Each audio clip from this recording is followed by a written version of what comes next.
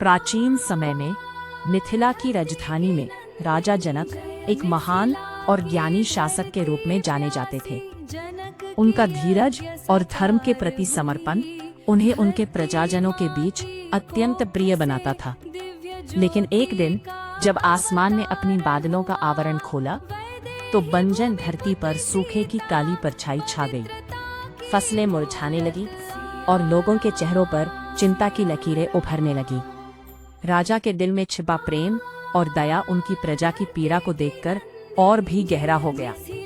इस विपत्ति से निपटने के लिए राजा जनक ने एक यज्ञ आयोजित करने का साहसिक निर्णय लिया। वह अपनी प्रजा के लिए अपना सर्वस्व देने को तत्पर थे।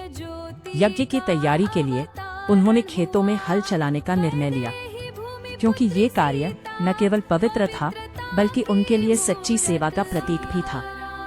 जब राजा जनक अपने मजबूत हाथों से हल चला रहे थे तब अचानक हल की नोक किसी कठोर वस्तु से टकराई। राजा ने सिहरते हुए खोदना शुरू किया। जैसे ही मिट्टी उड़ी वहां एक अद्भुत कन्या प्रकट हुई जो धरती की सारी सौंदर्य का प्रतीक थी। उसकी आंखें जैसे आसमान की चमक को समेटे हुए थीं।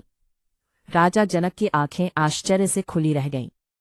उन्होंने उसे भगवान का वरदान समझा और अपने हृदय के गहराइयों से उसे अपनी पुत्री के रूप में स्वीकार किया।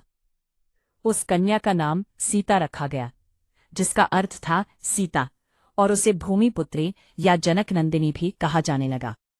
सीता की उपस्थिति ने महाराज जनक के महल में प्रकाश की एक नई किरण भर दी। वह न केवल सुंदरता का प्रतीक थीं, बल्कि उन्होंने राजा की आत्मा में एक दिव्यता का संचार भी किया।